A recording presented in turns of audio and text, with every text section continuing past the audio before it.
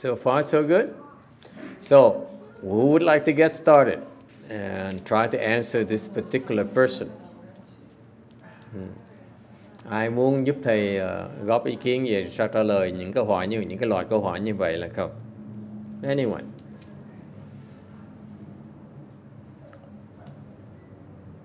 Yes, sir. Well, how can we improve this word by carrying on the Buddhism, by extending the knowledge to other people, bringing over the Buddhism, and what is the purpose of the human existence? Well, to pay back the debt from the previous life. In sense, someone proposes that you improve the world by extending the knowledge. This is the point. He says, you Buddhists keep on advocating you get out the wheel reincarnation. I mean, you run away from this world. How can you improve it? You keep on setting your mind on running away. You're not running away, but you bring your knowledge and you try to help others to know Buddha, the Buddhism, and help them enlighten if they could. He says that you don't really, when you get out of the wheel, actually is not running away, but you actually acquire wisdom to help the world. Is that what you're trying to say? Acquire the Buddha's wisdom to help the world. Ông này trả lời, nói thiệt ra cái thoát vòng luân hồi không có nghĩa là mình chạy trốn, mà thiệt ra thoát vòng luân hồi là mình mở chiếu hệ mình để mình có thể đem cái chiếu hệ nhà Phật về giúp đỡ thế gian này. Okay.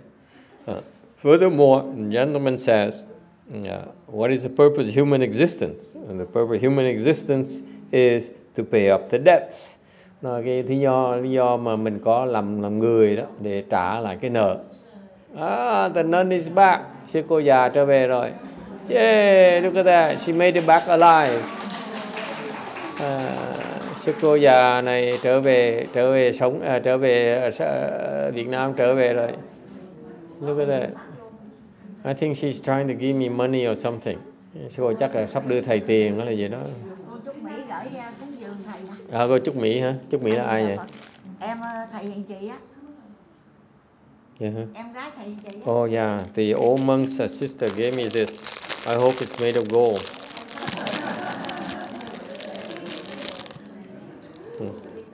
Wow, nice. Yeah. Not quite gold or diamond, but I take it. It looks good. Thank you. Yeah. Thưa cô già, chuyện gì xảy ra? Hả? Kể báo cáo được không?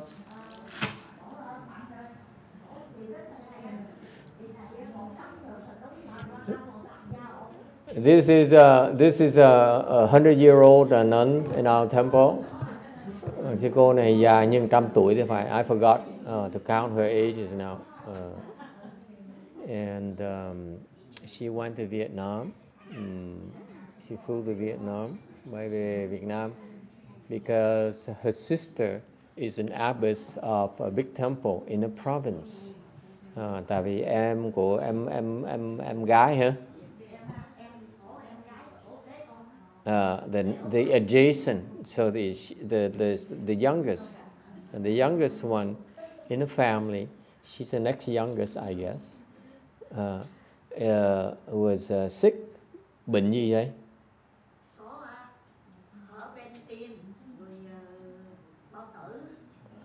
She the abbess of a big temple, and this woman here, this nun here is very, very remarkable. Sư cô này, sư bà, phải sư bà, phải sư cô hả? Sư bà, she's like a elder nun in Vietnam. Xuất gia hồi năm mấy tuổi? Xuất gia mấy tuổi? She's been a nun for like since 1986, 87 until now. So it's 31 years. Okay. Hơn 30 năm rồi. And she had heart problems. She had bị tim, bị gì nữa? And then there's lung problems. There is stomach problems. Cùng một lúc luôn. Mà mới phát giác ra, phát giác lâu rồi. So they will wear these problems for a long time, and as all of a sudden all these things took a turn for the worse. Con nhờ thầy hiền trì chắc cũng xin con á, chứ không thôi con quýnh mắt con không biết đường đâu. Con chạy tới con thấy cổ còn bộ xương khô ốm à. So the doctor says their life is in danger. Tim gan phổi phèo ruột gì đó đủ thứ hết. Mà bị lâu rồi hả? Mà bây giờ bỗng nhiên nó nặng ra. Con lại tới là chỉ lấy cái ống hút chặt chậm gì rồi chêm vô thôi, không có quất nước rồi. Ống hút gì? Cái ống hút của mình á, rồi đầu ngón tay này chặt cái đầu ống hút, rồi chấm nước để vô cho cổ. Nước gì vậy? Uống nước thường cho khô cổ, rồi phải đổ gì á. She's so in such a bad shape in the hospital that when she visited, she flew to visit her sister and went to the hospital, and she's skin and bones, da bọc xương. Mà uống nước không được luôn, can't even drink. So the way to give her water is put a straw, stick a straw in water, stick a finger to stop the one end, okay, and then move it to her mouth, and then let go of the finger to give her a little bit of water. And if you give her milk, she would vomit the milk out. Any rice she could not even take in. Sữa thì mửa ra, cơm thì cũng không được luôn. Rồi sao nữa? So over 2 weeks cannot eat, cannot receive any kind of nutrition.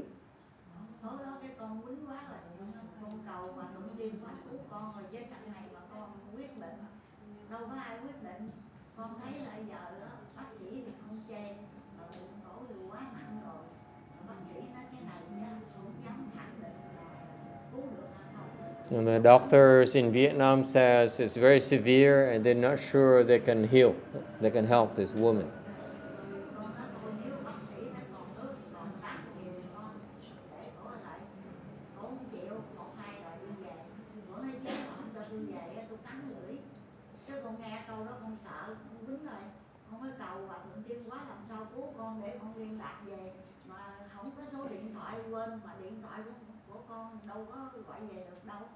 Cái ông cậu nguyện giái Quan Âm với giái Hòa Thượng phải cứu con, nếu mà để con cổ mình chết như vậy con chắc vô địa ngục quá.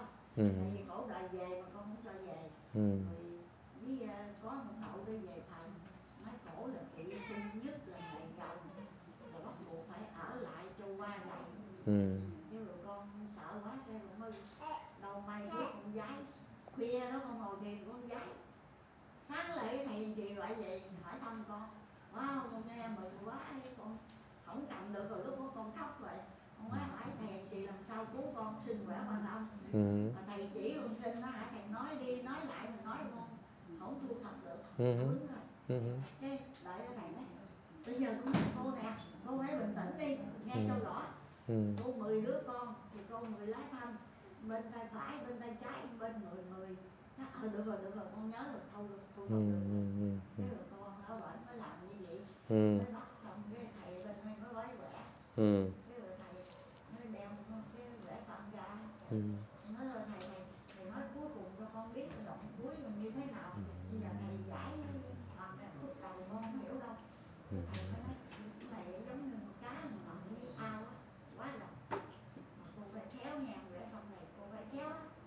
Xong hộ vậy cô vẽ xong rồi biết gì mình sao xong cộng. Nó ồ đúng rồi xong cộng là chuyện này là con quyết định. Tại vì ở nhà thương á là con là chị, thì chuyện gì là do nên con quyết định. Nếu mà con quyết định đúng thì tốt, mà sai là con mới kêu con chết đó thầy ơi, thầy cứu con thầy. Thế sao? Thầy thấy gì vẽ xong thì tốt, nhưng phải cẩn thận. Thế rồi qua ngày rằm tới bữa 16 con mới lại một tắt xe, con yêu cầu bác sĩ, ông bác sĩ 2 cô y tá đưa xuống Châu Đốc 1.800 đô đó thầy. Rồi rốt cuộc cái bác sĩ nhà thương này nó chân đạo giờ chót 4 triệu 400 triệu mà rốt cuộc rồi nó bớt lại còn đó thì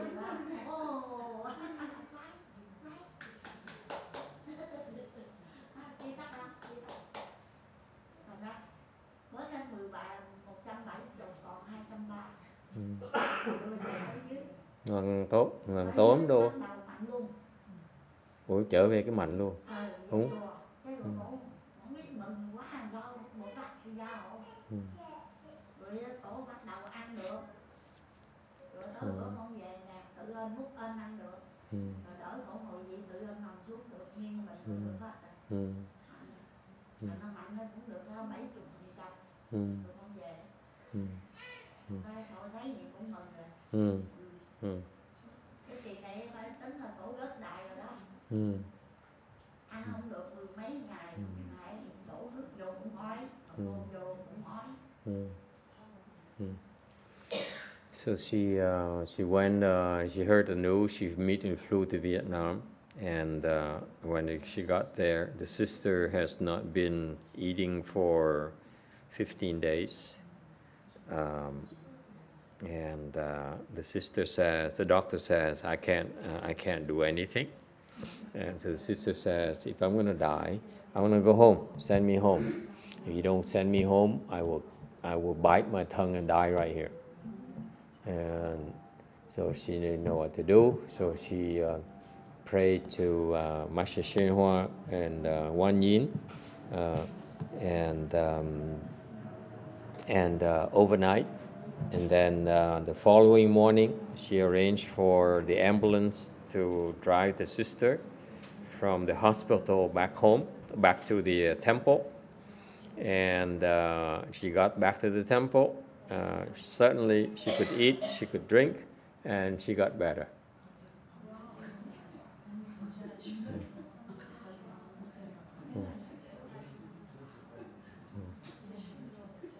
Rồi sao nữa? Con nói kỳ này khổ là kỳ tích. Con cầu nguyện và thượng ơn cứu, thật sự và thượng cứu. It says, really, I prayed to Master YongHua, and clearly I received help. Tốt quá ha. Okay, excellent. Tốt quá, mừng con, mừng cho con. Nói chuẩn bị cái vỏ rồi. Ở chùa mấy người đó đem áo ăn rồi về sẵn hết rồi. Rồi con đem về cái mấy người đó mới ngạc nhiên. Để về tới ăn thấy mừng. Nhà đó cũng ở nhà thương cũng tận tình. Đem theo dụng cụ hết ở trên xe. Rồi cái sư bà có nói gì không? Sư bà có nói gì không? Có kể gì không? Không. Cổ nói ban đầu cổ nằm trên bao thấy khi mà cổ đi á, rồi thấy có lá sen, làm như cái lá sen vậy á, cứ ở trên đầu chiếc xe chạy mà cổ nói cổ không được nằm ở trên xe, mà thấy cái lá bay theo hoài cái lá. Nói như vậy rồi cô gắng niệm đi cầu xin qua Bồ Tát, các cô có đức á, sẽ qua khỏi á. Nó thấy cổ xe chạy cũng nằm trên băng ca này, mà thấy lá bay trước mặt cổ. Cái lá sen là hoa sen. Thấy cái Lá sen. lá sen. When the sister was being transported on the ambulance back to the temple, she could see as she lying there facing up on the ambulance, she saw the lotus leaf flying on top of her the whole time. And when she got back to the temple, she started getting better. Okay, tốt cho cô hả? Okay, very good.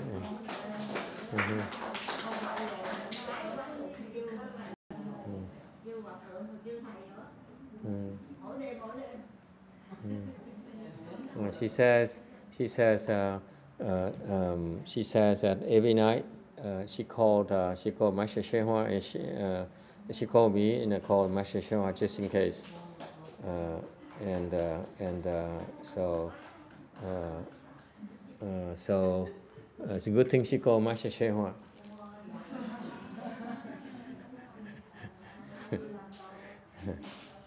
Okay.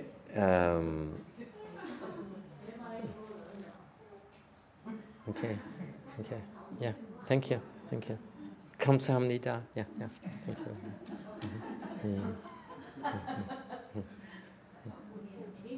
Okay. Now you want it back. You want this? Okay. 25 đi.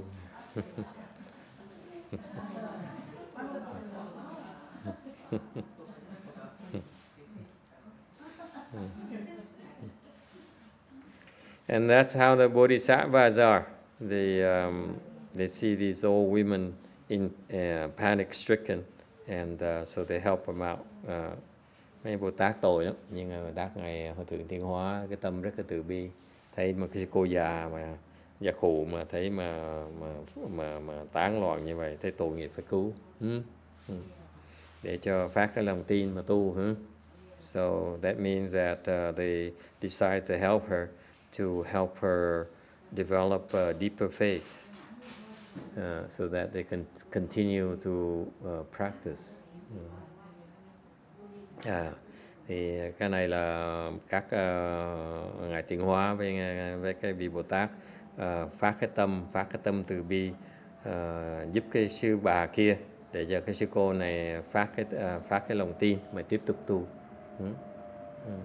All right. Okay, let's go back to this human existence and living beings. So his gentleman here said that human existence is way off the depths. What about living beings? What is the purpose of having living beings on this world? What's the purpose? What are they for? So that we can have roast duck?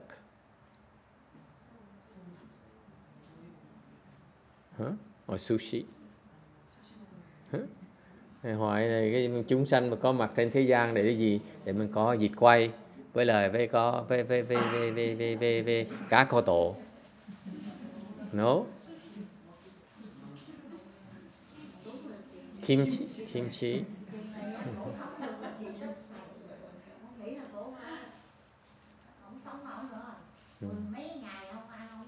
Everyone gave up on her sister, and somehow the sister survived. Cô sống để làm gì? Vì cô sống cô làm cái gì? Con cầu xin còn làm cái tam bảo chưa xong. Cái ngôi chùa còn chưa xong này. Còn tới 3-4 tháng nữa mới rồi. Ở dàn này rồi hết, còn cái nội thất ở trong chưa. Bây giờ để ra làm nội thất. Nên cầu xin ơn trên gia hộ để cho cổ hoàn thành. Lúc cổ đi cũng tốt. Bây giờ mà cổ làm dở dang như vậy á, nếu có cổ á, người ta cúng dường dưới đất, mà không có cổ thì chắc có lẽ là không xong. What happened is that her sister Abbess, if it's the wish to continue finishing the addition to the temple, because if she's still alive, the donor will come and support her sister, and if she dies, then the support will dry up. So they hope that they want her to keep alive for 3 more months, and then after she's done, we can get rid of her.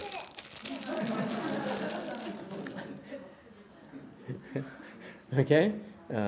And these Vietnamese are very mercenaries. Mấy người Việt Nam không nhận xài người ta vắt chanh bỏ vỏ. Thank you very much. That's what he just said. I didn't. It's not it's my words. Không phải đó lời sư cô nói đó. Kệ cho cô sống thêm 3 tháng nữa mình làm xong chùa xong mình để cô chết cũng không sao. So that's her own words. She said, I want to keep her alive for 3-4 months, and after that, if she dies, so after the addition is completed, she can die.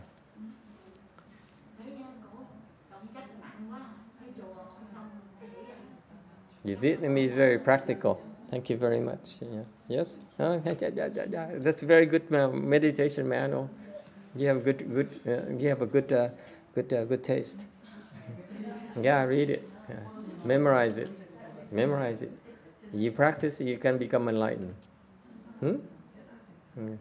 All right. So what's the purpose? Yes? What's the purpose? What do you think? Giving is out. What's the purpose of living beings? What's the point in why do you keep on running away from the world? when the world needs to be developed. Tại sao mình người Phật giáo, Phật tử cứ nói mình cứ trốn ra cái vòng luân hồi được? Thì nếu cứ trốn tìm như vậy thì chừng nào mình mới phát triển được cái thế giới này? Yeah. All right. What do you think? Các vị nghĩ sao? What do you think? Yeah. He said, yeah. Carry on.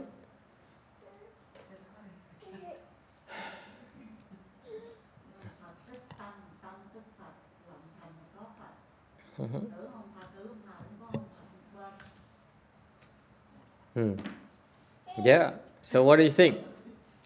Nghĩ sao? How do you answer these people? These people want to know, why do you keep on running away? Tại sao mình cứ bỏ chạy hoài vậy? Cứ chạy hoài luân hồi. Why do you keep on running away from a wheel reincarnation? When there's a world here that needs to be improved. Cứ bỏ trốn hoài vậy. Trong lúc cái thế gian này cần phải giúp đỡ. Yes? Anyone? Why?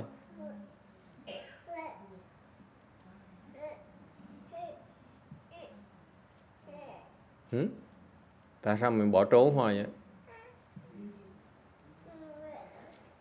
Yes, ma'am. Well, the problem, the question here, I see a problem already because in the question, what is to improving the world, developing the world.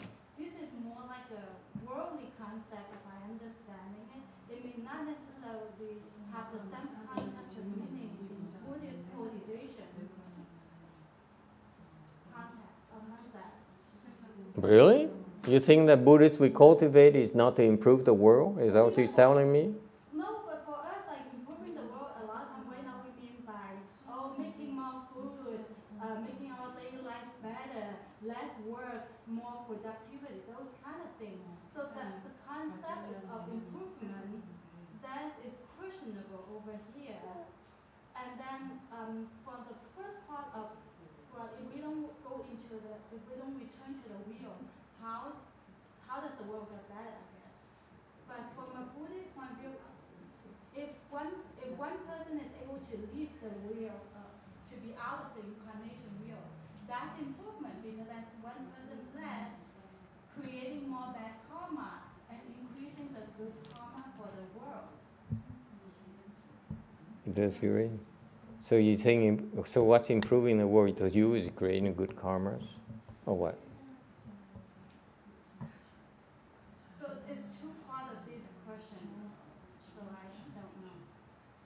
For the first part, something like that I think is the improvement. But for the second part, it's questionable. It's more distinction. Okay. Anyone else? Anyone has any idea, any concepts? Quý vị có ý kiến gì muốn đóng góp không? Don't you have these problems? Young people asking you this. Mấy người trẻ không có hỏi cái vấn đề này hả? Anyone? No one asked you? What's the purpose of Buddhism? Basically, it says, why do you keep on talking about wheel reincarnation? Or you Buddhists are crazy. Phật giáo kỳ cục vậy, có đồ trốn hoài. Yes? Yeah. Go over there. Yeah. Of all the people, why you are drawn to me? Go get something to drink.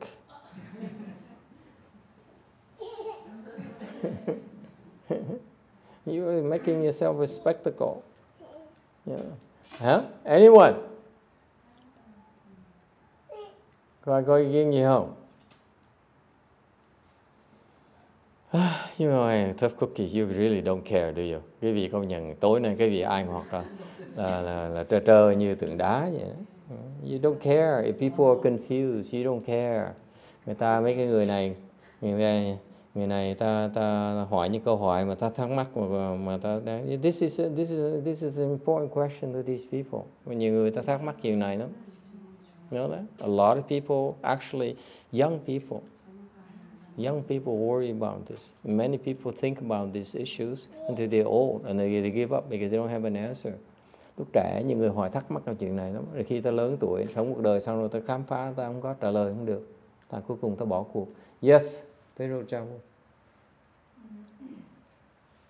Please help you out, this young man here. Cái người trẻ này mình giúp người ta cái nào? Huh? How do you appease him? With practice and cultivation, we can improve this world. And How does your cultivation improve the world? Mình tu, mình có thể làm cái thế gian này nó tiến bộ. How? Cách nào? actually, we have to live peacefully, happily with the old people. But if we don't cultivate our mind, we can't have a good relationship with people first. So that's why each person have to take care of their mind with cultivation. With that, we can live happily together. So the Venerable Chawu says each person needs to purify the mind and improve the mind, and then we live together, the world will be better. That's how you improve it, by through cultivation.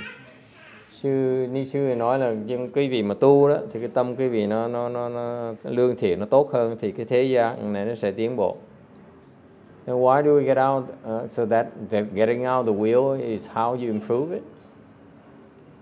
Actually, who can get out of the wheel is only people who sincerely cultivate. Only those people can get out the wheel.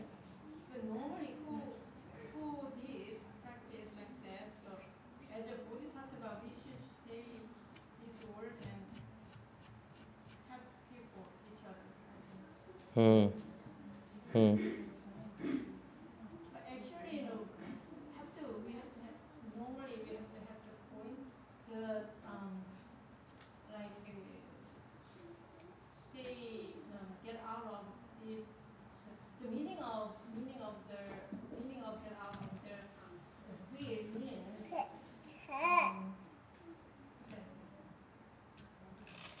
under karma, we have to get rid of. We have to get out. Yeah, you need to get rid of the karmas. That's by getting out of the wheel. Yes? Okay? Okay? Quý vị nghĩ sao? Mình thoát, mình đừng có tạo nghiệp, là mình thoát vòng luân hồi được, thì như vậy cái thế giới này mới tốt được, là mình tạo những nghiệp tốt. What do you think?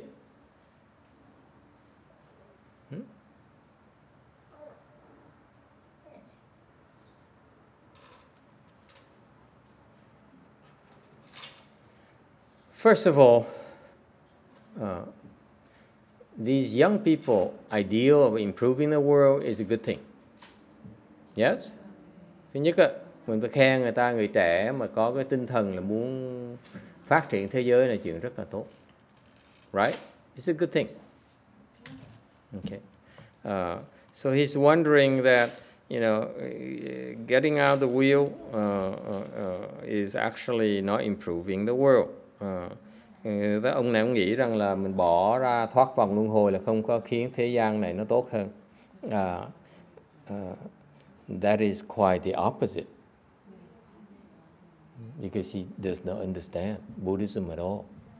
Cái ông này, người ta hiểu lầm khi mà Phật giáo mình dạy là thoát cái vòng luân hồi đó, là không phải mình trốn tránh trách nhiệm, mà thiệt ra mình thoát luân hồi như vậy là mình đang khiến cái thế giới này nó tốt hơn.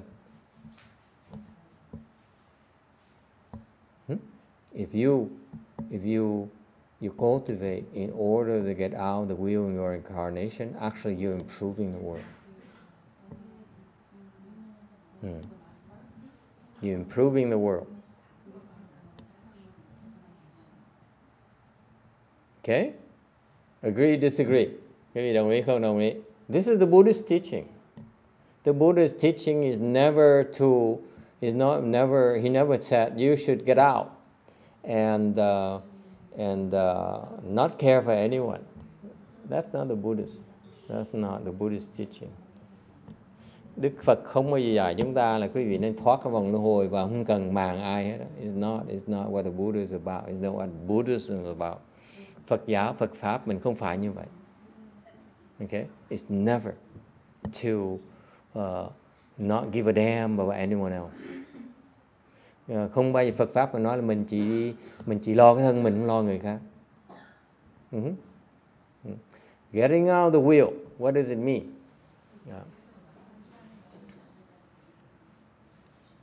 Getting out the wheel actually means stop making the world worse. Thoát vòng luân hồi có nghĩa là đừng ngừng làm những cái chuyện mà khiến cho cái thế giới này càng ngày nó càng tệ thêm. In order for you to get out the wheel, you have to stop making this world worse. Cái phương pháp Phật giáo mình mà chạy ra ngoài cái vòng luân hồi đó, là để khiến những cái vị làm cái phương pháp đó, theo phương pháp đó mà tu đó, thì nó sẽ khiến cái thế gian này nó tốt hơn. So far so good? You have a problem with this? Okay. How is it improving? The question is, what does this guy have in mind improving this world? Xong mình phải cẩn thận. And this is why this Facebook inquiry is very difficult to answer because there's not enough time, there's not enough space to answer this. It's too vague of a question. Cái câu hỏi nó khó trả lời lắm, tại vì mình trả lời trên giấy không được, tại vì cái nó không đủ thì giờ, không đủ cái môi trường nào mà trả lời. Okay. The first question I would ask is, what do you mean by improving the world? Hỏi ngược lại ngay, thì hỏi là muốn cái phát triển thế giới này có nghĩa là sao? What do you have in mind when you say improving this world? Please tell me. What do you think what improving the world means? Cái khiến phát triển thế giới đối với cái vị nghĩa là gì? Yes, ma'am. Maybe he's thinking about less suffering. Less suffering? Probably not to him. Not very unlikely. Muốn cái thế gian phát triển, thì có người nói là bớt khổ, thì nói chắc cái ông này không nghĩ bớt khổ đâu. Anyone else, please? What is improving the world you think means to him? Yes. Help people get enlightened. How does it improve the world? By getting enlightened, you are getting out of the karma, which is that itself is. I believe what he means by improving the world is that he says, because people have more money, people have more food to eat, people have nicer clothes to wear, nicer homes, happier. Yes? Quý vị đồng ý không? Cái người thế gian đó, worldly people think of improving the world means that those things. Cái người thế gian ta nghĩ là cái thế gian nó tiến bộ, tại mình có giàu có hơn, có cái chùa nó lớn hơn, 3 tháng sau chùa nó lớn hơn nữa. 3 months later the temple will be bigger, so improving the world, so stay in the world to improve it. Thành nên ở thêm 3 tháng để mà làm cái xây chùa cho nó xong, để chùa thế gian nó tiến bộ thêm tí nữa. Yes, have a bigger temple. Mình tiến bộ bằng cách đồ ăn nó ngon hơn, more people can eat roast duck, nhiều người ta ăn mì tìm nhiều hơn. Okay. They have jobs, có công ăn việc làm. Yes. They have husbands and wives, kiếm được vợ chồng. Okay. Lots of children, nhiều con cái. Isn't that what improving the world is for most people? Không phải đại đa số người ta đề nghị như vậy. Yes or no?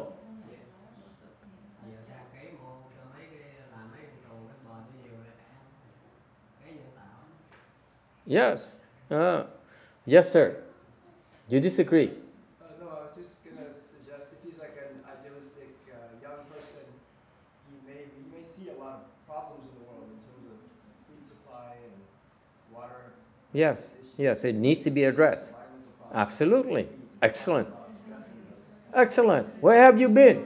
How come it took you so long to speak up? That's excellent. Ông thầy, my white hope, Caucasian hope. He says, maybe this young man here is a good person. He says, I see so many problems. Border separation, illegal immigration, lack of water in India, earthquake in Japan. Ông nói là ông nói nhiều khi cái người trẻ ta có những cái lý tưởng, ta thấy là cái nước thiếu nước, dân chúng thiếu nước uống, ở bên Ấn Độ, bên nước Sudan thì không có đồ ăn, bên nước Nhật Bản thì bị sóng thần. Okay, those are calamities, those are problems, serious problems in the world. He wants to find ways to improve them. Yes. Okay. Thì ông nói những cái tai họa, những chuyện xấu nó xảy ra như vậy, mình phải cần làm cái gì để mình phát triển thế gian này, phải không? Giúp đỡ người khác. Yes. If you find these people, you talk to these people, and they have these ideals, can you afford to ignore them and write them off that you sound like an idiot? Mấy cái người ta như vậy, mấy người ta như vậy, cái vị nghĩ ta có cái lý tưởng mình có thể làm lơ được không? You can't. Okay. Right?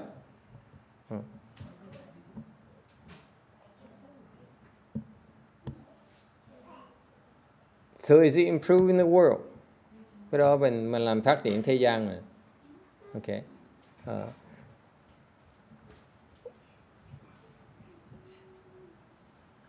Yes? So improving the world according to Master YongHua here maybe to relieve suffering. Yes? Relieve a little suffering. Thì theo thiền giới thầy nói là cái phát triển thế giới này là khiến thế giới nó bớt khổ sở. Okay? And as my Catholic colleagues would say that they would be able to find happiness. People are happier. Yeah. You agree? Thì những cái bên cái thế gian pháp ta nói là cái tiến bộ, thế gian tiến bộ là bằng cách là khiến người ta hạnh phúc hơn. Yes? You agree with that? That will be an improvement of the world. Do things that will make people happier. Yes or no? Quý vị đồng ý không đồng ý? Mình làm những cái gì mà khiến cho những người trong thế gian người ta hạnh phúc hơn, bớt đau khổ hơn. Less suffering, more happiness. Bớt khổ và hạnh phúc hơn. Agree? That will be an improvement. Yes?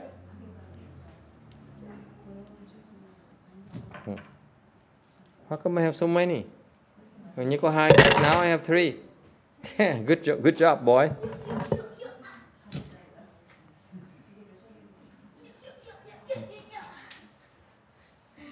Okay.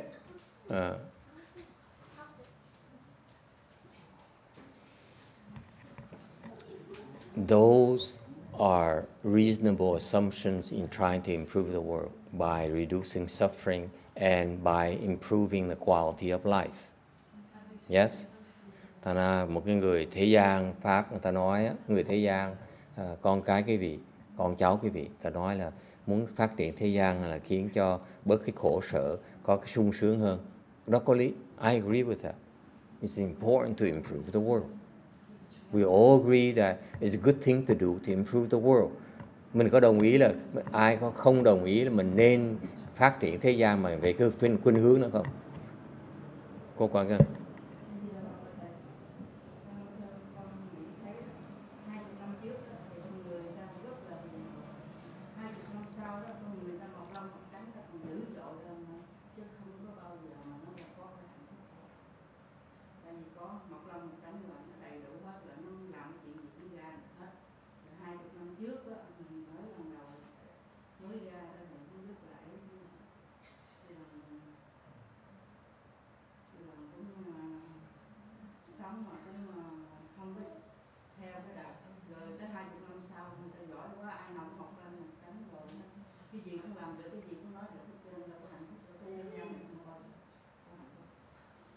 Master YongHua disciples. Ngài Tiêu Hóa, để từ Ngài Tiêu Hóa. She says, in my observation, theo tôi thấy đó nghe, says that people who have some success in life actually become worse individuals, not better individuals. And more importantly to her, she noticed that these people who become richer, smarter, more successful, actually are not happier at all. Thì cô Quảng Ngân cô nói, theo kinh nghiệm tôi thấy đó, những người thành công hơn, người giàu có hơn, những người có cái sự thành tựu trong cuộc đời của họ, thiệt ra họ không hạnh phúc hơn đâu. Yes.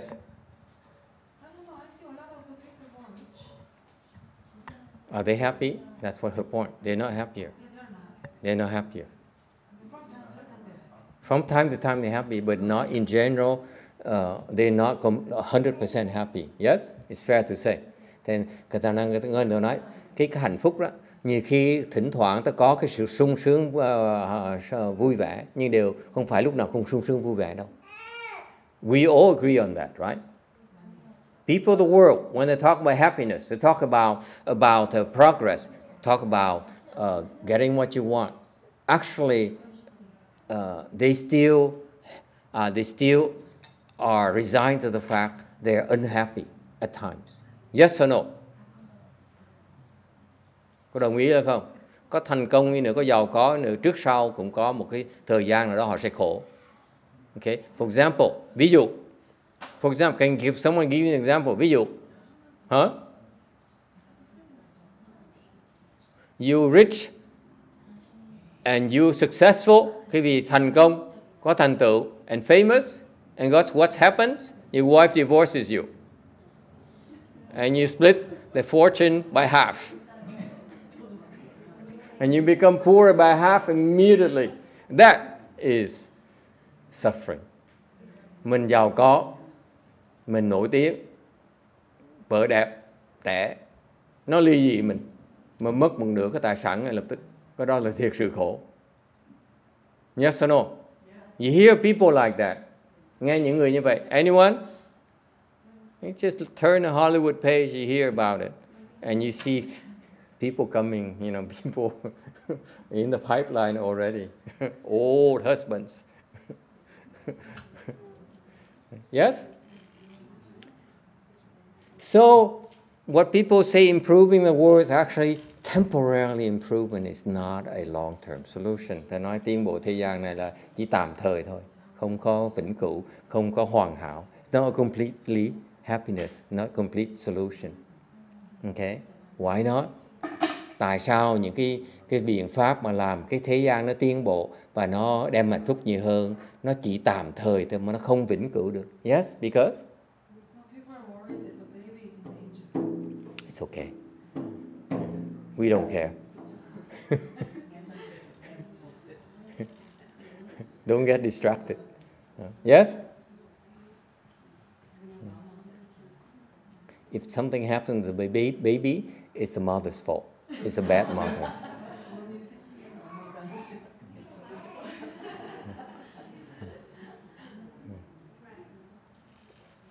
Anyone? Okay. So this is wrong to assume the worldly people of the world concept of improving the world is actually not necessarily improving the world. Thành ra những người thế gian mà ta nói là tiến bộ thế gian này, thiệt sự là chưa chắc là tiến bộ thế gian này. Okay? Because what's the point in improving the world? Mình tiến bộ làm phát triển thế gian là làm gì? If you talk about you improve the world in order to reduce suffering and increase happiness, okay? Tại vì nếu quý vị nói mà tiến bộ phát triển thế gian này để khiến cho bớt khổ sở và khiến cho được hạnh phúc nhiều hơn đó, okay? It cannot be through material things as this person seems to believe. Người thế gian đó, ta nghĩ là phát triển bằng cách về những cái đồ vật chất. Okay? Alright? Yeah. The Buddhist is different. Phật giáo mình suy nghĩ khác. How do we improve the world? Người Phật giáo mình đó, phát triển thế gian bằng cách nào? How do we as Buddhists believe that what we should do to improve the world? Oh, by the way, do Buddhists believe we should improve the world or not? Cái vị phải hiểu là người Phật tử mình là có. We do believe we should improve the world, yes? We all believe we should improve the world, yes or no? They're Buddhists. They become Buddhists because part of their back in the heart, They said, I want to improve the world. I want to improve the world for my parents. I improve the world for me. I improve the world for my children. Người Phật tử không có khác người thường đâu. Ta muốn phát triển thế gian này cho cha mẹ mình thoải mái hơn, cho cái cuộc sống mình nó thoải mái hơn, và con cái mình có tương lai. We are not above that. Okay? But how do we go about improving the world? Phật tử mình á, người theo đạo Phật á, ta phát triển thế giới bằng cách nào? How? Please tell me. Làm sao? Don't look at me like that. You send your children to Yale, you better have the answer. Đệ tử sắp gửi đứa con đi học đại học Yale mà cứ mặt nhìn ngơ ngáo là chết rồi đó. Okay, this is not good doesn't bode well for her. Yes? How do you improve the world? How do Buddhists improve the world?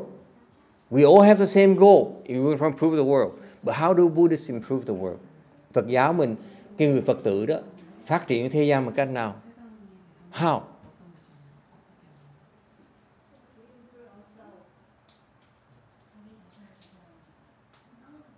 By improving ourselves. Mình tự phát triển mình lấy. What does it mean improving yourself? Phát triển ấy. Well, they improve themselves. They go get an education, go to Yale, go Harvard, go Stanford, so forth. Người ta phát triển là người ta đi học ra bằng đại học, ra bằng tiến sĩ ở chùa này, chùa nọ, trường này, trường nọ. Yes? Yes? I'm sorry? Correcting yourself. How does it improve the world? Really?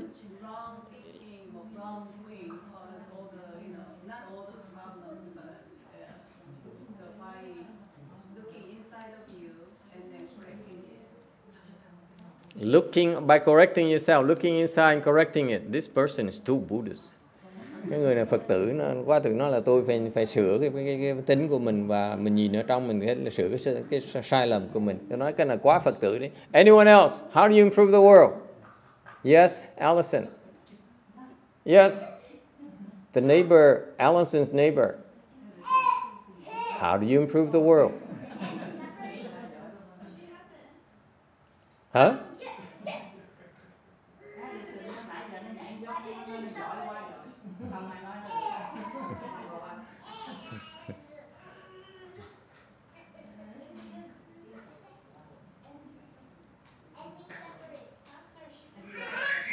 Sorry?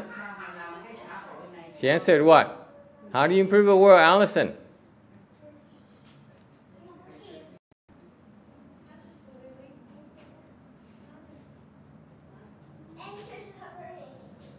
What? Ending suffering. Ending suffering. Wow. I would like to meet her teacher. Cô này cô nói là tôi phát triển thế gian bằng cách liễu cái khổ. Thì nói cái sư phụ cô là giỏi dễ sợ. Excellent. That's my disciple, by the way. Con của thầy. Come here, let's have a picture. This is momentous moment. Ngay lúc này quan trọng. Come up here and take a picture, honey. Right answer. Yes. All right, take a picture, please. The heading should be how to improve the world. How we improve the world. Take a picture. Come on, come on.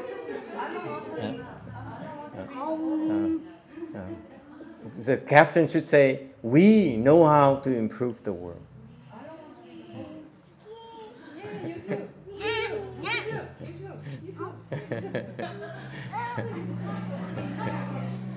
Will you please move?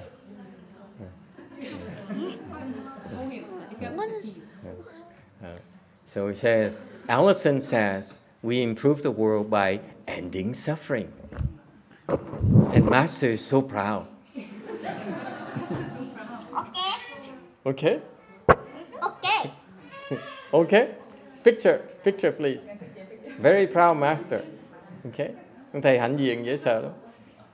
My disciple wants to end suffering and improve the world. Huh? Caption. Paste. Put it on Facebook, please. Thank you. Okay. Good job. Okay. Excellent. Okay, go play.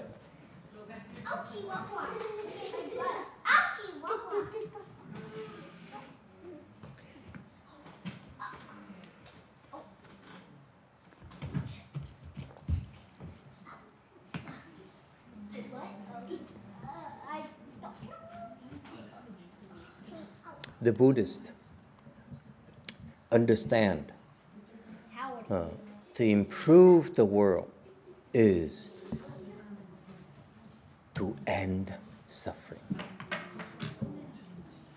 Cái người Phật tử mà hiểu đạo đó là biết rằng mình muốn phát triển cái thế gian này cách tốt nhất là một cách liễu khổ. Okay? This is so Buddhist. Phật tử mình đã hiểu như vậy. Okay? How do you end suffering? By stopping creating more sufferings? Yes? Mình liễu khổ bằng cách nào? Mình không thêm cái khổ trong thế gian này. Yes? You have to stop adding more suffering, creating more suffering.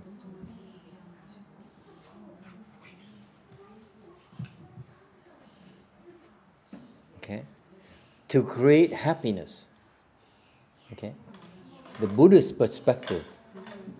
Cái Phật giáo mình á, is unlike the worldly people. Nó khác lại cái thế gian pháp. The worldly people think improvement is happiness, is more cars, more money. Cái người thế gian ta nghĩ là hạnh phúc á, là cái sự phát triển thế gian này là bằng cách mình thêm tiền, thêm nhà, thêm cửa. Okay? The Buddhist idea, concept of improvement is to stop suffering. Cái Phật giáo mình nó ngược lại. Mình không cần thêm. We don't need to add. We need to subtract. Mình không có thêm, mà mình chỉ bớt. Mình không thêm gì nữa, mình chỉ bớt cái khổ thôi. You subtract suffering. You take out suffering. That's how you improve the world. Người Phật tử mình á, phát triển thế gian, hiểu phát triển thế gian bằng cách là mình đoạn trừ cái khổ. Không cần thêm, mà chỉ cần bớt cái khổ thôi là thế gian sẽ hạnh phúc. But the Buddhists know that in order to prove the world, that's cut out all the bad stuff, all the negative stuff, all the suffering. Then what's left is an improved world. Nếu mình liễu cái khổ, mình bớt những cái xấu xa, mình loại trừ những cái không có tốt, thì cái câu còn lại đó là khiến cái thế gian này nó tiến bộ hơn. It's not measured, improvement is not measured by material things. Cái sự tiến bộ này không thể của thế gian này không thể so sánh bằng những cái đồ vật chất. Yes? Is that clear?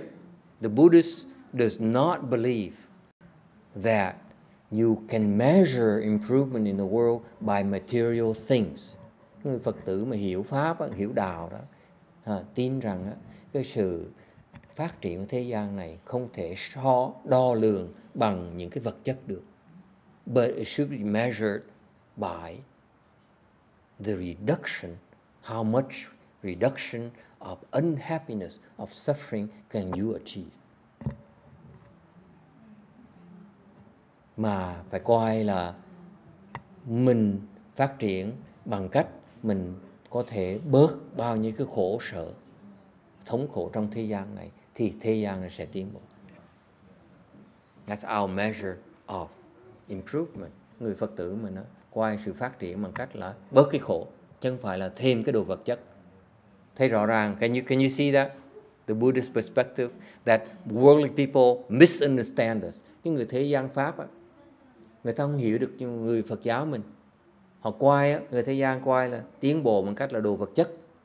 Phật tử mình không coi tiến bộ đồ vật chất, mà mình coi tiến bộ bằng cách là liễu cái khổ trên thế gian này.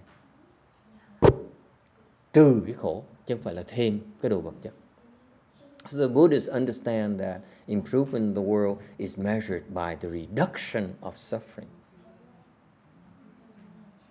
not the addition of material things.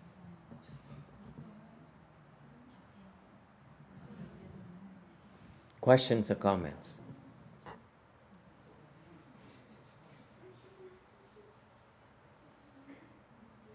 In other words, nói cách khác, if you teach your children to go pursue happiness and accrue material things, what's going to happen to them?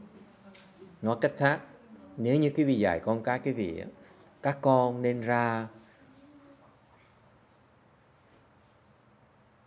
hốt thêm đồ vật chất, đeo đuổi cái đồ vật chất, chạy theo đồ vật chất, chạy theo cái ngoại vật, thì chuyện gì xảy ra cho cuộc đời tụi nó? They will end up very unhappy. Thì nếu như quý vị con cái dạy cái con cái quý vị như vậy, thì quý vị đang dạy tụi nó, đang giúp tụi nó sẽ có một cuộc đời bất hạnh, không hạnh phúc được.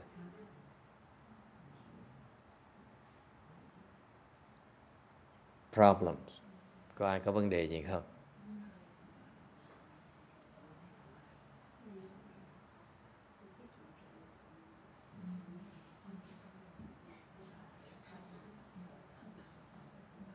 How do the Buddhists improve the world? Người Phật tử mình nên dạy con cái mình cách nào để mà phát triển thế gian này? What do the Buddhists teach their children? What to do in order to improve this world? Does anyone know? Có ai biết không? What do Buddhists teach their children? I know I have some people who have children of college age and high school age and so forth. Trong chùa mà có những người đã con cái đã đại học, đã học trung học rồi tiểu học. How do you teach them? What do Buddhists teach them? Người Phật tử mình dạy con cái sao để mà phát triển thế gian này? How do we teach? What do we teach our children? What to do to improve this world? How? Một cách nào? Master Xian Chie. How do you fix these calamities? How do you fix this drought? How do you fix these things? Yes, these problems in the world. Làm sao mà giải quyết những cái vấn đề khó khăn, những cái tai nạn ách khổ trong thế gian này? How? Please tell me.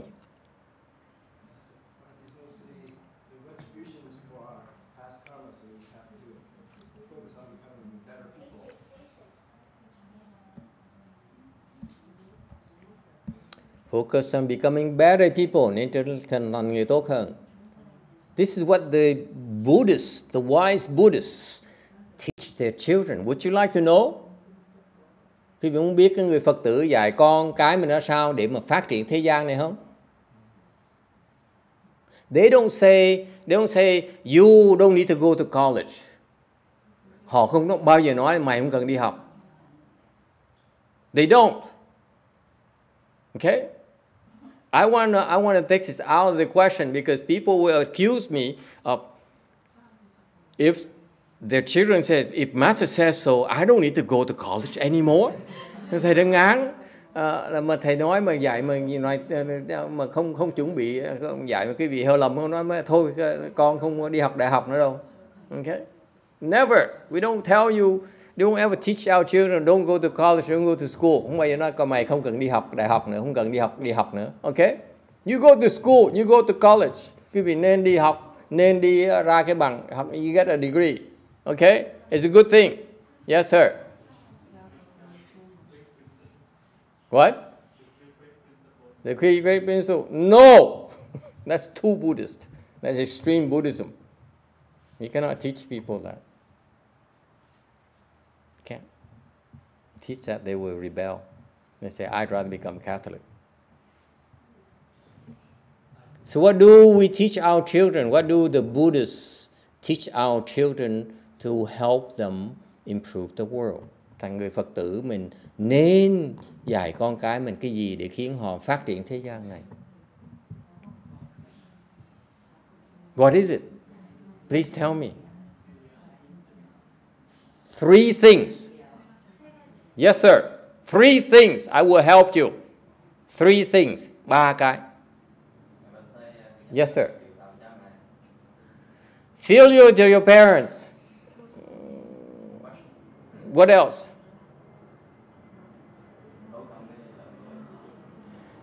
Be respectful to the elderly, 100-year-old people. Okay? Hiểu trọng cha mẹ, tôn trọng người già nua. What else? What else? Trúng số độc đắc.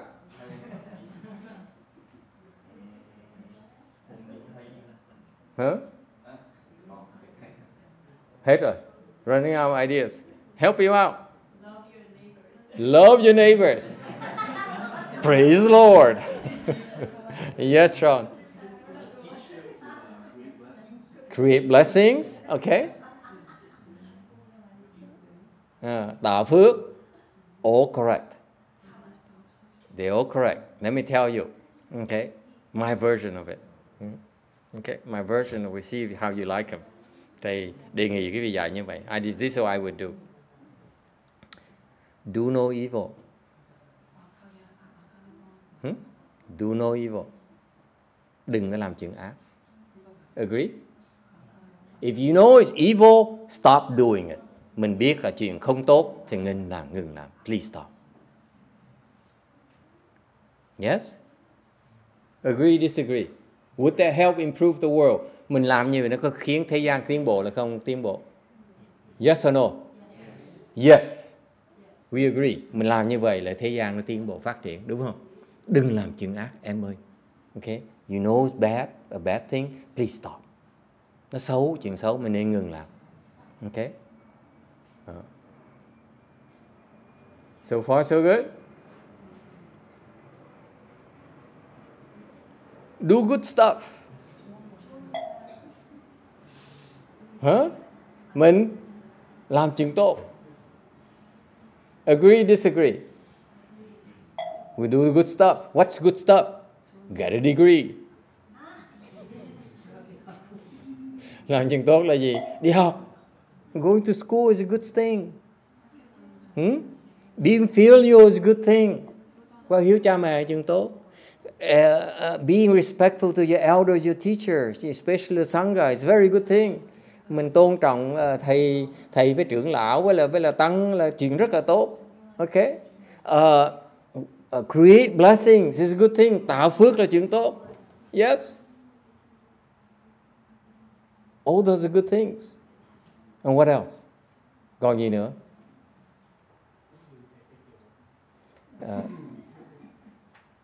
Very softly donate money to Master for his new temple.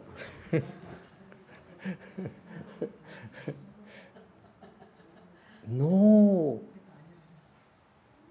that's not a good thing. Yes. Be yourself. What's a good thing? What's number 3? Don't do any evil. Do only good stuff. Okay. What's the third thing? Không nên làm chuyện ác, nên làm chuyện tốt. What else? Know what is good and what is bad. Know what is good and bad. That's including the first 2 already. You know what's bad, don't do it. You know it's good, do it. Okay? What do you do? What else do you do? It's something else. It's something else. It's very important. Một chuyện rất quan trọng. Extremely important that will improve the world. Mình làm cái chuyện này sẽ khiến cái thế gian nó tiến bộ, phát triển. Yes, ma'am. Help others. That's very Buddhist. Giúp người khác. Please help others. Yes. Is it in the doing good things? Is it under that, or why is it? In particular, helping others is very Buddhist. Help not just others, all others. Are those 3 is the Buddhist teaching? Yes. Yes. That's a Buddhist teaching. Those 3? Yes. That's what Shakyamuni Buddha taught us. That's one of the first few things he taught us. He says, stop evil, do only good stuff, and help others. At least where I came from. I don't know what the other Tibetans or Hinayana teachers teach them, but this is what we learn in Mahayana. Okay? We don't learn mantras, we don't learn whatever. We learn stop it. Do it. Okay? And help them. That's all we learn. Before anything else. Thầy không biết bên cái truyền phái người ta ra khác ra sao. Bên Tây Tạng hay là Nguyên Thủy Tây dạy sao thầy không biết đây. Để cái bên Đại Thừa mình đó, mấy cái bài học đầu tiên tôi học đó, là ngừng làm chuyện ác, làm chuyện tốt thôi nghe chưa, và giúp đỡ chúng sanh. Help living beings. That's what we taught. Phải không cô Quảng Ngân?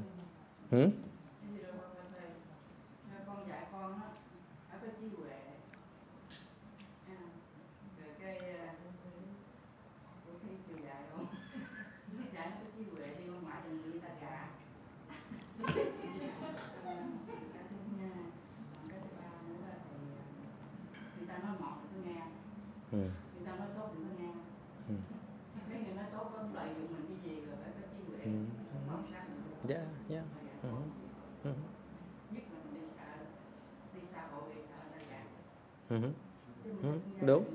Đúng, cái đó đúng. Nên nó nằm bao gồm trong cái ba cái điều đó là đừng làm ác, làm chuyện tốt và đừng giúp đỡ tất cả chúng sanh. Ta sẽ biết những cái chuyện đó hết. Nếu làm ba cái điều đó, ta sẽ biết tất cả, không bị gạt, biết coi chừng người ta, đó tự động. Yeah, đúng. Mình dạy bố thí là làm chuyện lành đó. Okay. Bố thí làm chuyện tốt. Anyone else? Any questions? Ai thắc mắc gì không?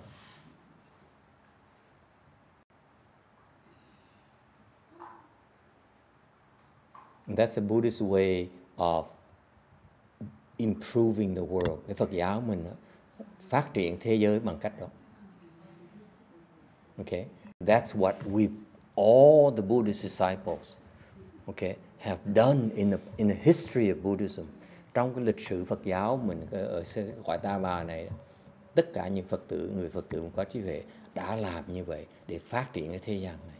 That's why this world is still here today. Nó vẫn còn ở đây vì mình có nhiều Phật tử làm như vậy. So far so good. Any questions, comments? Ai kiên thắc mắc gì không? Okay? And if you do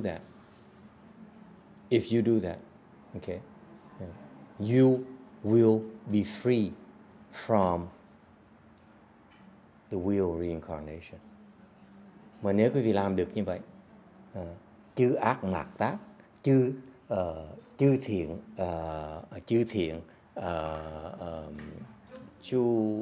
chu san, hả?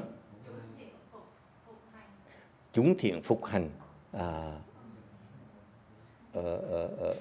gì đó Bồ Tát, gì đó, chúng sanh.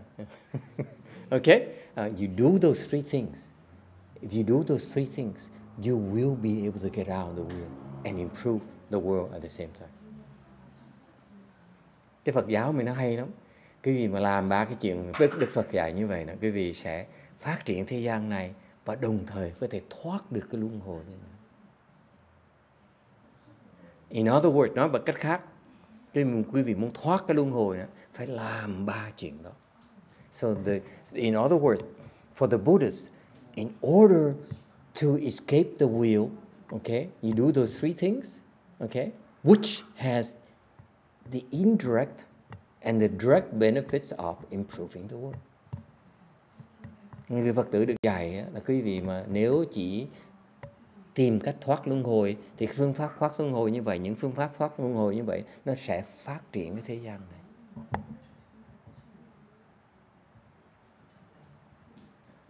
That's what we believe. Yes, ma'am.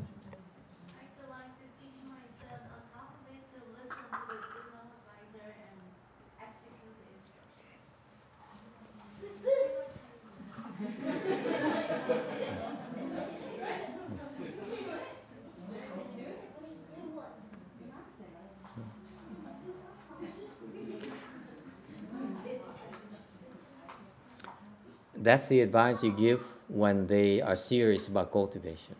If they're not serious about cultivation, you have to wait. You cannot give that advice prematurely. Okay. Có người nói với thầy ấy, là nên khuyên muốn dạy con cái là theo lời thiền tri thức. Okay. Thì thầy nói đó, quý vị không nên dạy cái bài học nó sớm quá. Chỉ chừng nào tụi nó mà phát tâm tu đó thì dạy bài học đó, mà nó không phát tâm tu thì đừng có nói vậy. Để nó tự tìm con đường của nó. Let him find his own way. And one day when he decides to do it seriously and he asks for your advice, then you can give the advice. Until then, don't give advices. Đợi cho nó khi mà nó phát tâm nó tu rồi nó hỏi ý kiến mình mới giúp nó, còn không thôi để cho nó tự kiếm con đường. Okay. Sau nó mới tin hơn. And that way they'll believe you more when you teach them. Có thắc mắc gì không? Anyone? Yes, ma'am.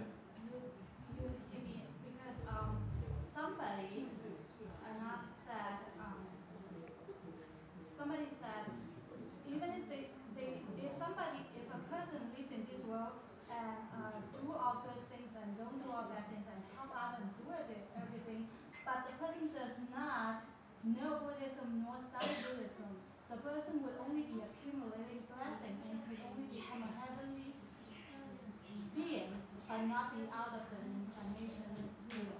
Mm-hmm. Because they haven't done it well enough yet. The degrees of how well you do those things.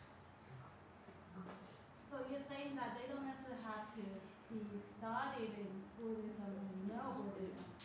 There are a lot of people who are able to do that without studying Buddhism.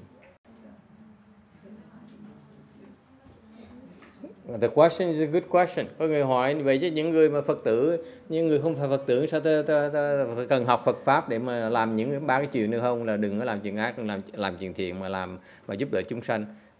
Có cần theo Phật giáo hay không? Thì nó đâu có cần đâu. Many people in this world have been able to do that without being Buddhist. Biết bao nhiêu người trong thế gian, so many people in this world are able to do that without being Buddhist. Biết bao nhiêu người đã có thể làm vậy được mà đâu cần theo Phật giáo đâu. Can you name one? Có biết ai không? You know anyone? Có biết ai không? What? John Paul II, Pope John Paul II. Đức Giáo Hoàng John Paul đệ nhị. That's one. Who else? Người nào khác? Who? What? Korean? Mother Teresa? Not sure. I'm not sure about Mother Teresa. She heard by the time she died, she was very rich and very corrupt. So I don't know. Yes? Anyone else? What? Confucius? Absolutely. Biết Khổng Tử. Anyone else? Anyone else? Lão Tử. Lão Tử. Anyone else? They're not Buddhists. They're not Buddhists at all. I'm sorry? What about the other, like his Zhuangzi and monks? Zhuangzi monks, I'm not sure. I haven't met them yet. Trang Tử với là Mạnh Tử, thầy không biết. Anyone else? Yes. How about all the saints from Catholic Church, like Saint Francis? Possibly, I don't know. Possibly, it's very possible. Goodness doesn't need to have a Buddhist title. Cái tốt đó, nó cần phải gọi là Phật giáo mới theo Phật giáo đó. We all have an instinct of what good is, what evil is. Cái tâm quý vị biết cái gì là tốt, cái gì là xấu rồi. Yes? And you also, you know, you want to, you know the result to help others. You know, you're able to do that. Cái tâm quý vị có thể giúp người khác nữa. You don't need to be Buddhist, không cần phải theo Phật giáo. All right? Any questions? Ai thắc mắc gì không?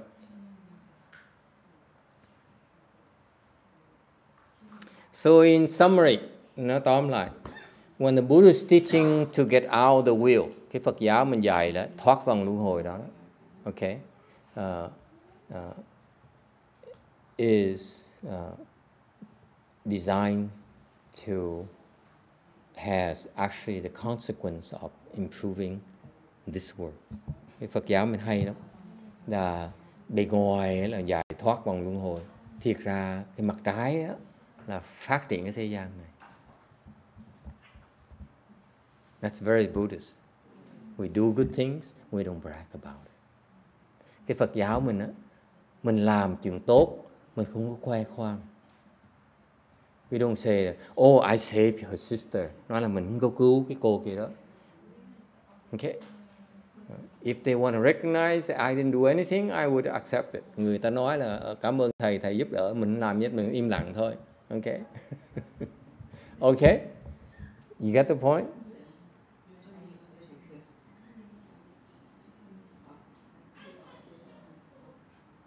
Questions? Finally, the question is, what is the purpose of human existence and of living beings? Cái cuối cùng cái phần người ta hỏi đó là cái mục tiêu của cái nhân loại làm gì, và cái giống loài là để làm cái gì? What are humans? What are living beings? What are they? What are they here for? Tại sao có người? Tại sao có những cái giống loài nó khác nhau? Why? Yes.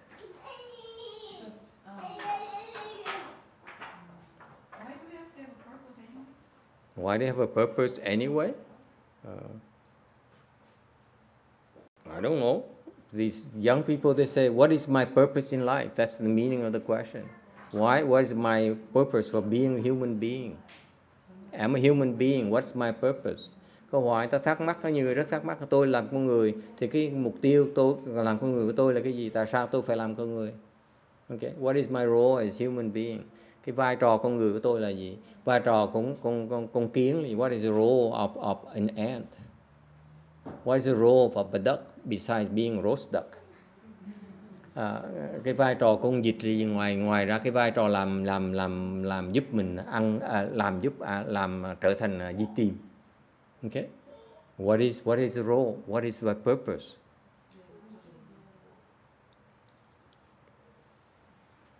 The Buddhists, and running out of time hết thì giờ, the purpose of being a human, as this gentleman said earlier, cái lý do một cái người mà mình có loài người đó is or the reason there are living beings, there are ducks, there are cats, there are snakes.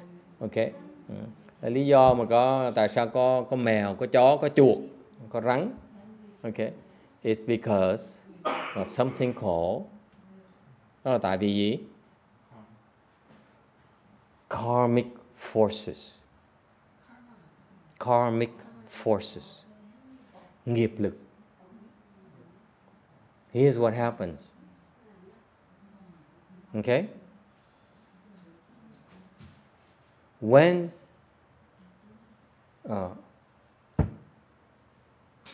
at the moment of conception, khi cái việc sinh ra, let's talk about human beings, nói về loài người đi. At the moment that a conception of a baby, khi this is what the Buddha taught, Đức Phật dạy như vậy này. Cái lúc mà cái vị sinh ra đó. Yeah. The moment of conception. What's conception in Vietnamese? Khi cái vị mà nhập thai đó, okay, trở thành thai đó. What happens? Okay. What happens is that you decide to go to your mother's womb. Cái vì lý do mà tới vào cái thai của mẹ mình đó. Okay? Because you have affinity with your mother and with your father. Tại vì mình có duyên với cha mẹ mình. Okay? What affinities? Duyên gì? You owe them or they owe you?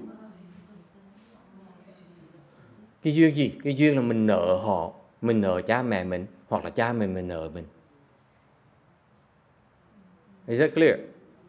The Buddhist teaching is very clear. You go to the mother's womb because either you owe your mother and your father, and therefore you go there to pay off your debts, or they owe you, therefore you go there to collect their debts. Thế nên Phật giáo mình, cái nghiệp lực cái nghĩa là vậy đó. Cái nghiệp lực nó khiến mình, nó xôi đẩy mình tới để mình đòi nợ hoặc là trả nợ. And typically you go to the mother's womb because your parents owe you. Thường đại đa số trường hợp lý do cái vị tới vào cái bào làm cái bụng mẹ mình là tại vì cha mẹ nợ mình. Okay? The mother has to carry you for 9 months. Mẹ mình phải đeo mình, ôm mình 9 tháng trời. And the father have to support you until you become mature. You grow up. Rồi cha mình phải đi công nương đi làm việc, mỗi ngày đi phát thơ cho tới khi mà con mình nó trưởng thành. Yes? Does it sound familiar? Có nghe, có quen thuộc không? Yes? That's what is called karmic forces. Cái đó gọi là cái nghiệp lực. The karmic forces pull you. What is karmic force? How does it manifest itself? Đức Phật nói cái Ngài Tiên Hóa nói cái nghiệp lực nó thể hiện ra sao? What does Master YongHua explain this karmic force? How does he describe it? Ngài mô tả cái nghiệp lực nó sao? Anyone knows? Có ai biết không? Does anyone know? This is so Buddhist. Only the Bodhisattvas know this. Mấy Bồ Tát mới thấy được cái này thôi. Người thường không thấy được. Doctors cannot see it. The Catholics cannot see it. The Taoists cannot see it. Người nguyên Thiên Chúa giáo không thấy được. Người Khổng Tử giáo không thấy được. Đạo giáo không thấy được. Only the Bodhisattvas see it. Bồ Tát mới thấy được cái này. What do they see? Thấy gì? Anyone knows? Huh? Anyone? How does this karmic force manifest itself? Cái nghiệp lực nó hiện, nó thể hiện một cách nào? Anyone? Come on. Time is running out. Hết thời giờ rồi. Come on. Hurry up. Nó lại đấy. Come on. Yes. Yeah. Okay, go. Okay. Huh? How does it manifest itself? Ai biết không? Anyone knows? Ai biết không? Anyone at all? Ai biết không? You know? Do you know? Here's what happens at the moment of conception.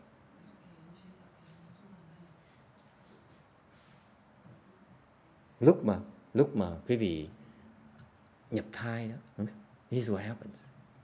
Let's say someone dies. Suppose you die. Okay? Quý vị chết. So far so good. And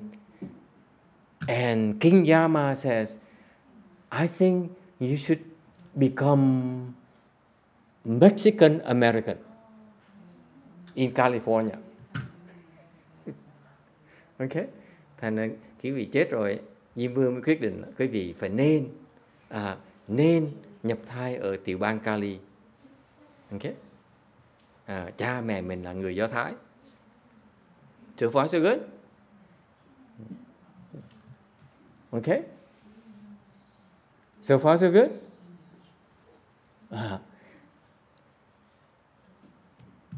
During the time you're waiting, we done. Okay, thank you, boy.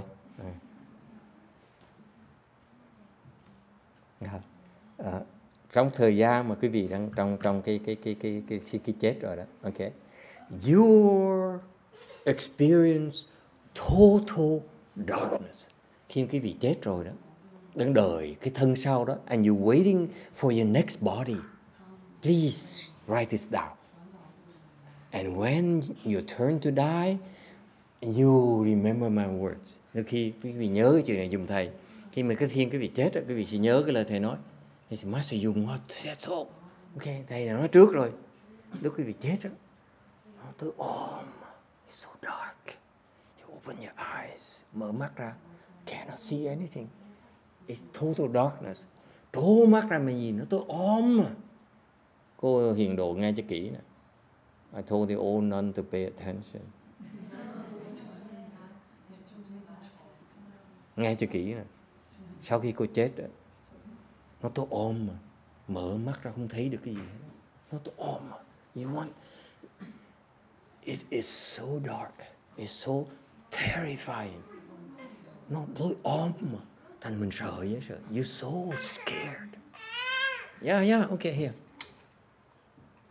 Right? Okay, go. I'm trying to wrap up, boy. Yes? Is that okay? You understand? Any questions? After you die, you experience darkness. It's no light whatsoever. Nó tối om. Mở mắt không thấy. You open your eyes. Can't see anything. Mở mắt trố ra.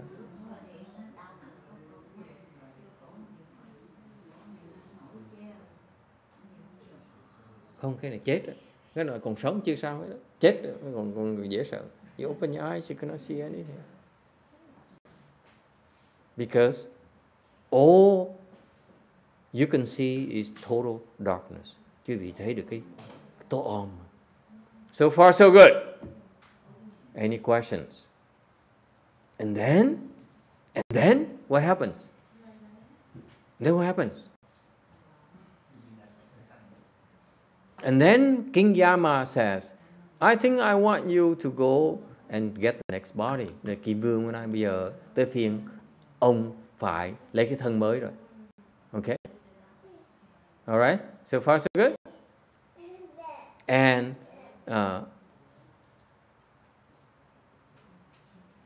at the moment of your parents doing the things, lúc mà cha mẹ cái việc leo tèo đó. Okay? And this is what my master explained. This is not my words. Cái đây là lời thầy ngày thứ Hoa dạy kia. Okay? I don't know these things. I'm no Bodhisattva. Nói kể cái gì nghe cho rõ ràng, tại vì cái đó là lời của người Bồ Tát chứ không phải lời của thầy. Thầy không phải là cái Bồ Tát, thầy không biết những cái chuyện này. I only repeat what he said. Okay? At the moment of your parents are doing the things,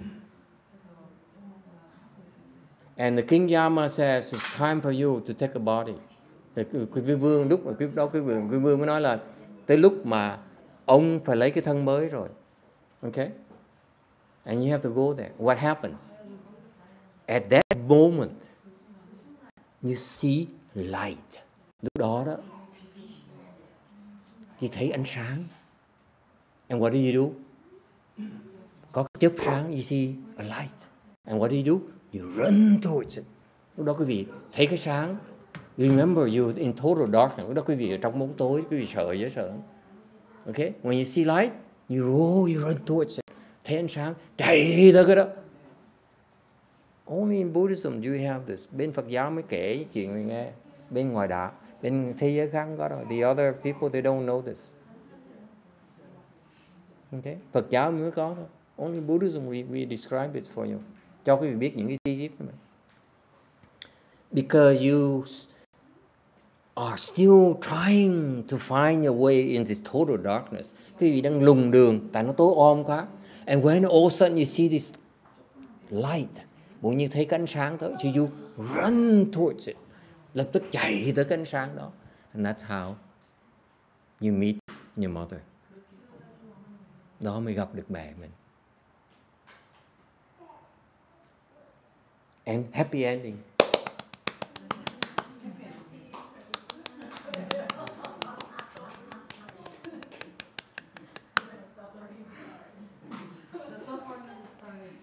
And the suffering begins.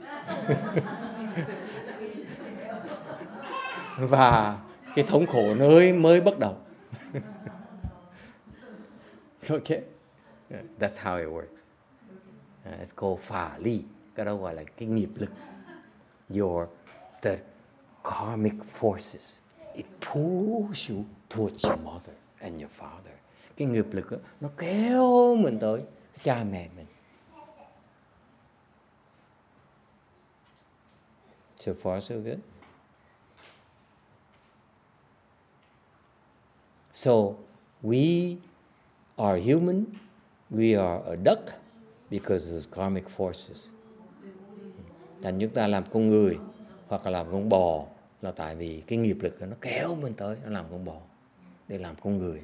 These karmic forces pull us towards that light in order for us to become a buffalo or a human being. Cool. Only in Buddhism do you have that detailed description that you will yourself will verify by the time you die. Yeah. Thành ra bên Phật giáo mới có cái mới mô tả được những cái chuyện này, và quý vị sẽ trải qua kinh nghiệm này và sẽ nhớ là thầy đã nói trước rồi. And you remember I did tell you so. I told you so. Yes sir.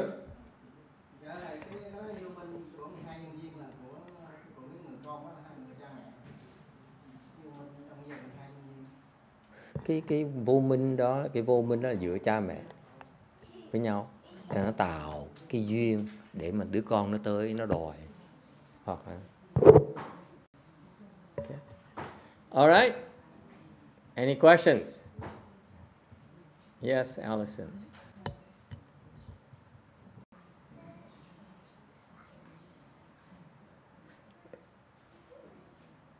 Okay, so the answer to his second question is living beings occur because of karmic forces. Anh câu trả lời cho cái ông này đó. We Buddhists know, Phật giáo mình biết là chúng ta có chúng sanh là tại vì cái nghiệp lực.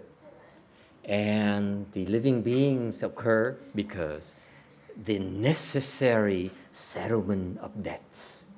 Là nghiệp lực để khiến chúng ta tới vay trả lại với nhau.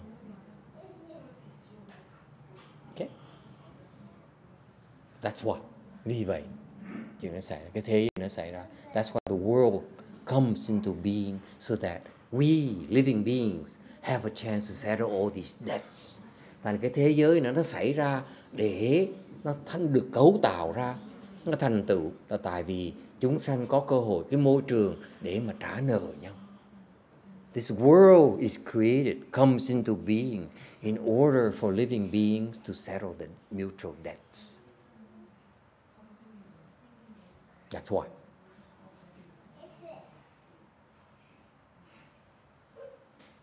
In other words, nói một cách khác, sometimes and most of the time, nói một cách khác, rất thông thường, these karmic forces are stronger than you are. Những cái nghiệp lực này nó mạnh hơn mình.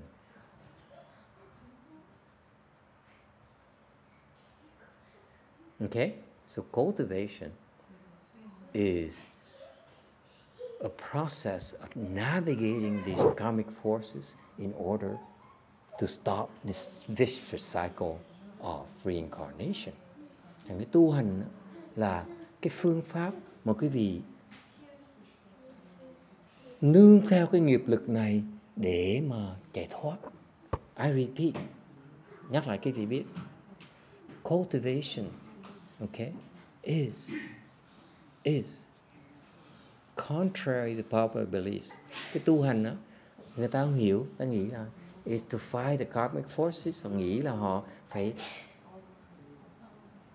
đấu cái nghiệp lực kia. No, cultivation is about navigating these forces in order to escape.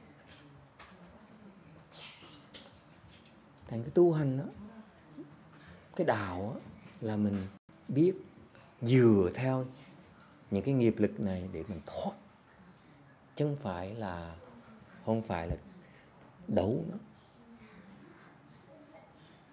So far so good. Those people who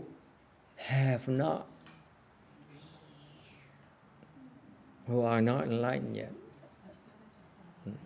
misunderstand that cultivation is to fight the karmas. It's not.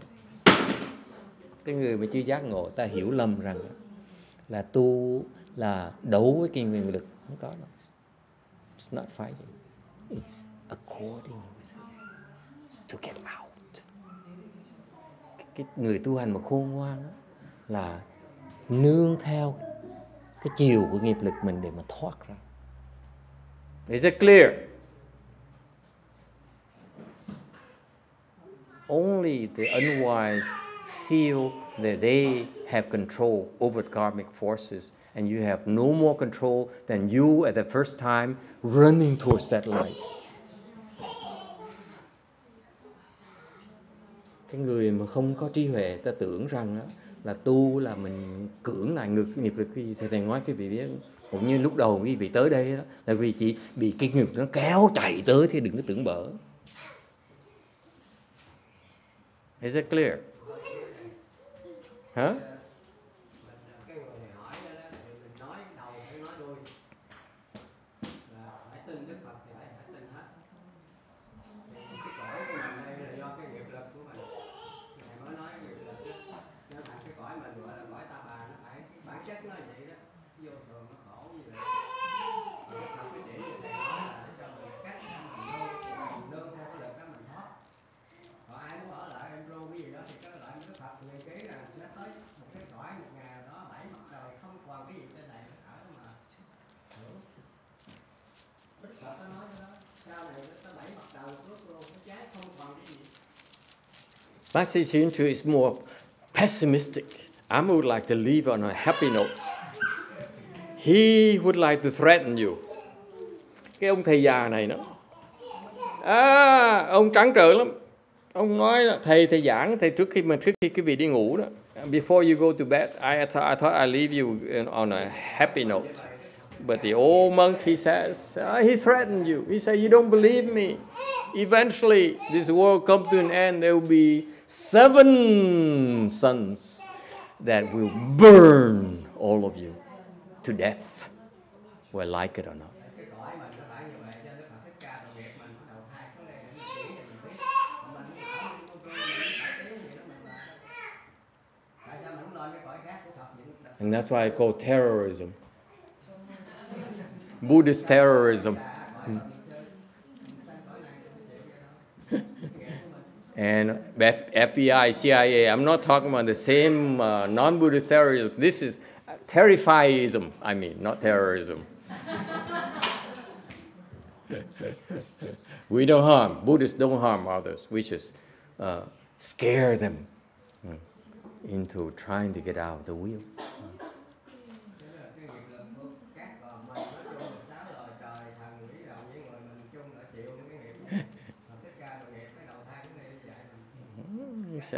He says, that's why the Buddha had to come and save us, because you guys are so stupid.